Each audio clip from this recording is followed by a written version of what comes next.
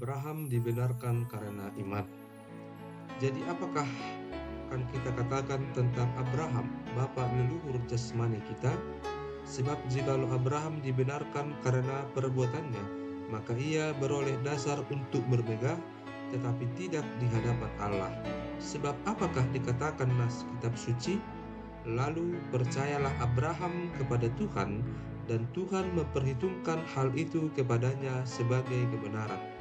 Kalau ada orang yang bekerja, upahnya tidak diperhitungkan sebagai hadiah, tetapi sebagai haknya. Tetapi kalau ada orang yang tidak bekerja, namun percaya kepada Dia yang membenarkan orang durhaka, imannya diperhitungkan menjadi kebenaran. Seperti juga Daud menyebut berbahagia orang yang dibenarkan Allah, bukan berdasarkan perbuatannya. Berbahagialah orang yang diampuni pelanggaran-pelanggarannya dan yang ditutupi dosa-dosanya. Berbahagialah manusia yang kesalahannya tidak diperhitungkan Tuhan kepadanya. Adakah ucapan bahagia ini hanya berlaku bagi orang bersunat saja atau juga bagi orang tak bersunat? Sebab telah kami katakan bahwa kepada Abraham iman diperhitungkan sebagai kebenaran. Dalam keadaan manakah hal itu diperhitungkan? Sebelum atau sesudah ia disunat? Bukan sesudah disunat, tetapi sebelumnya. Dan tanda sunat itu diterimanya sebagai meterai kebenaran berdasarkan iman yang ditunjukkannya sebelum ia bersunat. Demikianlah ia dapat menjadi bapa semua orang percaya yang tak bersunat, supaya kebenaran diperhitungkan kepada mereka, dan juga menjadi bapa orang-orang bersunat, yaitu mereka yang bukan hanya bersunat, tetapi juga mengikuti jejak iman Abraham, bapa leluhur kita pada masa ia belum disunat. Sebab bukan karena hukum Taurat telah diberikan janji kepada Abraham dan keturunannya bahwa ia akan memiliki dunia, tetapi karena kebenaran berdasarkan iman. Sebab jika mereka yang mengharapkannya dari hukum Taurat menerima bagian yang dijanjikan Allah, maka sia-sialah iman dan batallah janji itu. Karena hukum Taurat membangkitkan murka, tetapi di mana tidak ada hukum Taurat, di situ tidak ada juga pelanggaran. Karena itulah kebenaran berdasarkan iman supaya merupakan kasih karunia, sehingga janji itu berlaku bagi semua keturunan Abraham, bukan hanya bagi mereka yang hidup dari hukum Taurat, tetapi juga bagi mereka yang hidup dari iman Abraham. Sebab Abraham adalah bapa kita semua, seperti ada tertulis, Engkau telah kutetapkan menjadi bapa banyak bangsa, di hadapan Allah yang kepadanya ia percaya, yaitu Allah yang menghidupkan orang mati dan yang menjadikan dengan firman-Nya apa yang tidak ada menjadi ada. Sebab sekalipun tidak ada dasar untuk berharap, namun Abraham berharap juga dan percaya bahwa ia akan menjadi bapa banyak bangsa menurut yang telah difirmankan. Demikianlah banyaknya nanti keturunanmu. Imannya tidak menjadi lemah, walaupun ia mengetahui bahwa tubuhnya sudah sangat lemah, karena usianya telah kira-kira 100 tahun dan bahwa rahim Sarah telah tertutup. Tetapi terhadap janji Allah, ia tidak bimbang karena ketidakpercayaan, malah ia diperkuat dalam imannya dan ia memuliakan Allah dengan penuh keyakinan bahwa Allah berkuasa untuk melaksanakan apa yang telah ia janjikan. Karena itu, hal ini diperhitungkan kepadanya sebagai kebenaran. Kata-kata ini, yaitu hal ini diperhitungkan kepadanya, tidak ditulis untuk Abraham saja, tetapi ditulis juga untuk kita, sebab kepada kita pun Allah memperhitungkannya, karena kita percaya kepada Dia yang telah membangkitkan Yesus, Tuhan kita, dari antara orang mati, yaitu Yesus yang telah diserahkan karena pelanggaran kita dan dibangkitkan karena pembenaran kita.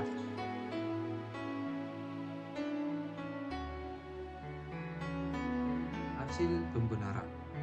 Sebab itu, kita yang dibenarkan karena iman, kita hidup dalam damai sejahtera dengan Allah oleh karena Tuhan kita, Yesus Kristus.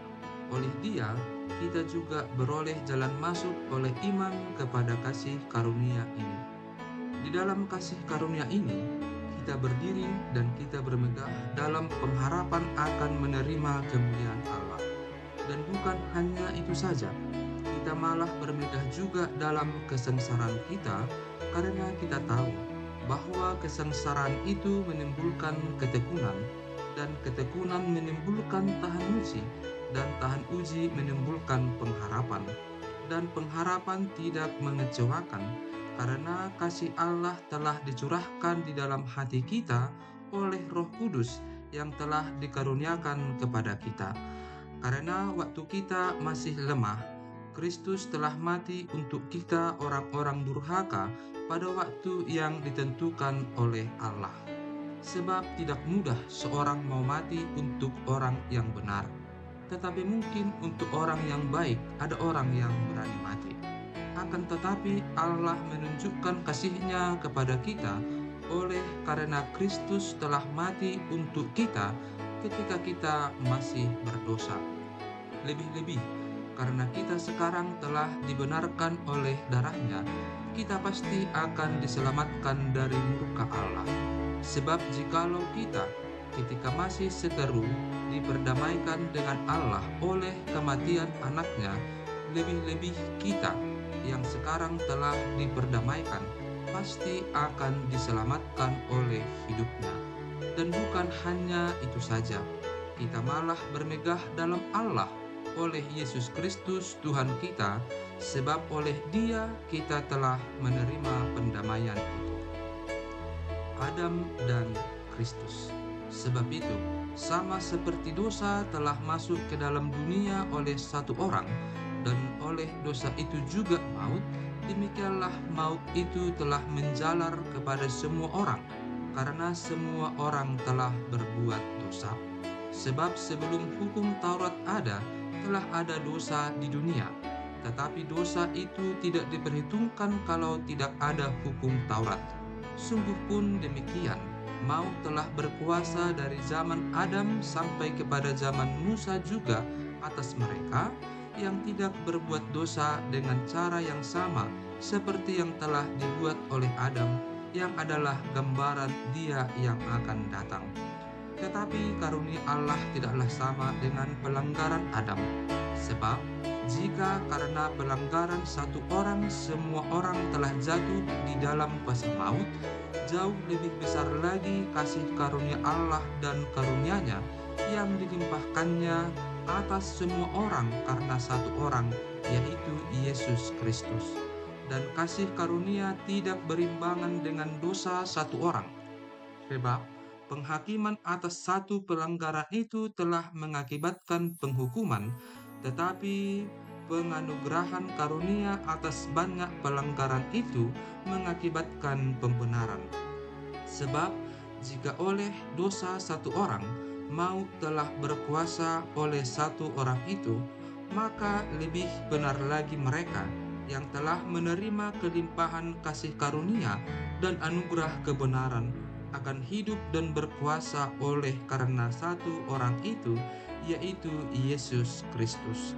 Sebab itu, sama seperti oleh satu pelanggaran semua orang beroleh penghukuman, demikian pula oleh satu perbuatan kebenaran semua orang beroleh pembenaran untuk hidup. Jadi sama seperti oleh ketidaktaatan satu orang semua orang telah menjadi orang berdosa, demikian pula oleh ketaatan satu orang semua orang menjadi orang benar.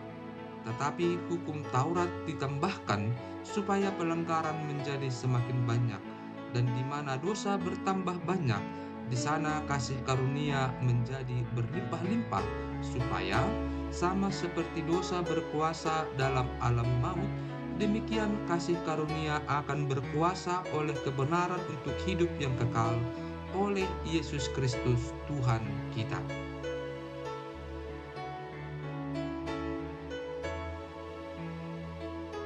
mati dan bangkit dengan Kristus. Jika demikian, apakah yang hendak kita katakan? Bolehkah kita bertekun dalam dosa supaya semakin bertambah kasih karunia itu? Sekali-kali tidak. Bukankah kita telah mati bagi dosa? Bagaimanakah kita masih dapat hidup di dalamnya?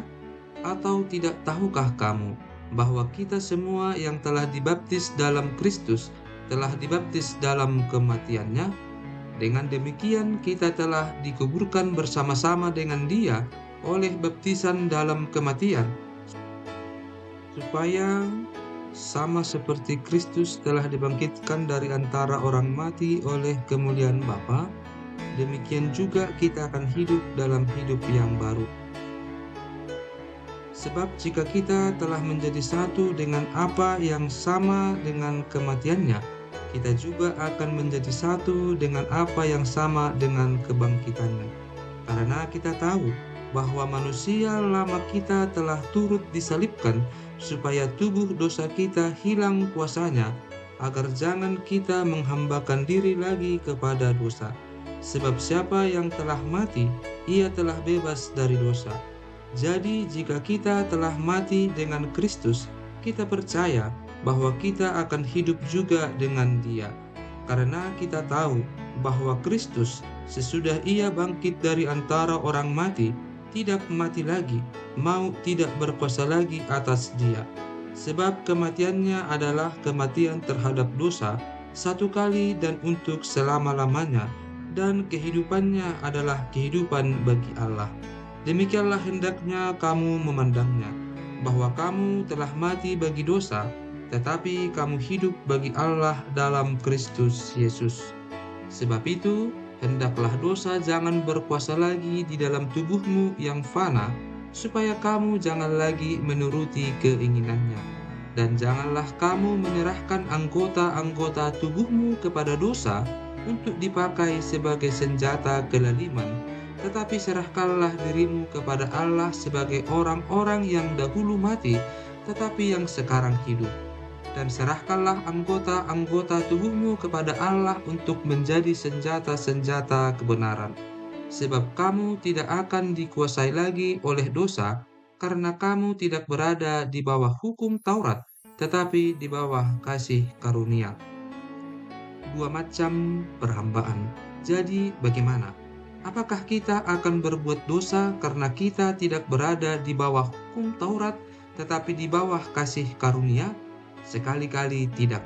Apakah kamu tidak tahu bahwa apabila kamu menyerahkan dirimu kepada seseorang sebagai hamba untuk mentaatinya, kamu adalah hamba orang itu yang harus kamu taati, baik dalam dosa yang memimpin kamu kepada kematian, maupun dalam ketaatan yang memimpin kamu kepada kebenaran. Tetapi syukurlah kepada Allah. Dahulu memang kamu hamba dosa, tetapi sekarang kamu dengan segenap hati telah mentaati pengajaran yang telah diteruskan kepadamu. Kamu telah dimerdekakan dari dosa dan menjadi hamba kebenaran. Aku mengatakan hal ini secara manusia karena kelemahan kamu.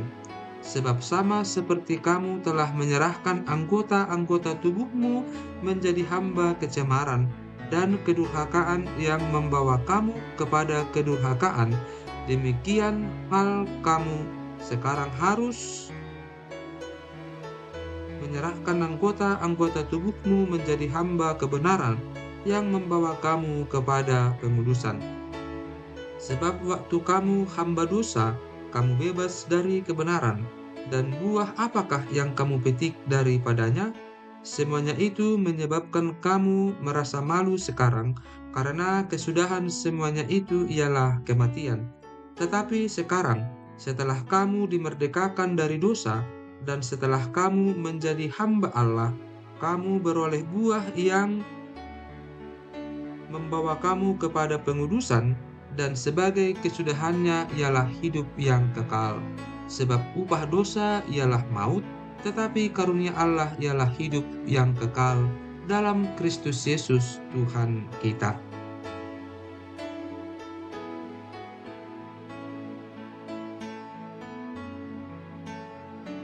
hukum Taurat. Apakah kamu tidak tahu, saudara-saudara, sebab aku berbicara kepada mereka yang mengetahui hukum, bahwa hukum berkuasa atas seseorang selama orang itu hidup? Sebab seorang istri terikat oleh hukum kepada suaminya selama suaminya itu hidup. Akan tetapi, apabila suaminya itu mati, bebaslah ia dari hukum yang mengikatnya kepada suaminya itu. Jadi selama suaminya hidup, ia dianggap berzina kalau ia menjadi istri laki-laki lain. Tetapi jika suaminya telah mati, ia bebas dari hukum, sehingga ia bukanlah berzina kalau ia menjadi istri laki-laki lain. Sebab itu, saudara-saudaraku, kamu juga telah mati bagi hukum Taurat oleh tubuh Kristus, supaya kamu menjadi milik orang lain, yaitu milik Dia yang telah dibangkitkan dari antara orang mati, agar kita berbuah bagi Allah. Sebab waktu kita masih hidup di dalam daging, hawa nafsu dosa yang dirangsang oleh hukum Taurat bekerja dalam anggota-anggota tubuh kita agar kita berbuah bagi maut.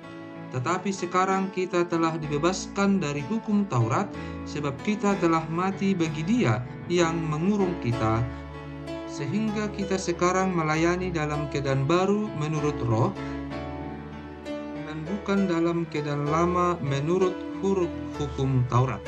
Jika demikian, apakah yang hendak kita katakan? Apakah hukum Taurat itu dosa? Sekali-kali tidak. Sebaliknya, justru oleh hukum Taurat aku telah mengenal dosa, karena aku juga tidak tahu apa itu keinginan, kalau hukum Taurat tidak mengatakan jangan mengingini. Tetapi dalam perintah itu, dosa mendapat kesempatan untuk membangkitkan di dalam diriku rupa-rupa keinginan, sebab tanpa hukum Taurat dosa mati. Dahulu aku hidup tanpa hukum Taurat, akan tetapi sesudah datang perintah itu, dosa mulai hidup, sebaliknya aku mati. Dan perintah yang seharusnya membawa kepada hidup, ternyata bagiku justru membawa kepada kematian. Sebab dalam perintah itu, dosa mendapat kesempatan untuk menipu aku, dan oleh perintah itu ia membunuh aku. Jadi hukum Taurat adalah kudus, dan perintah itu juga adalah kudus, benar, dan baik. Perjuangan hukum Taurat dan dosa. Jika demikian, adakah yang baik itu menjadi kematian bagiku? Sekali-kali tidak. Tetapi supaya nyata bahwa ia adalah dosa, maka dosa mempergunakan yang baik untuk mendatangkan kematian bagiku, supaya oleh perintah itu dosa lebih nyata lagi keadaannya sebagai dosa. Sebab kita tahu bahwa hukum Taurat adalah rohani, tetapi aku bersifat daging, terjual di bawah kuasa dosa.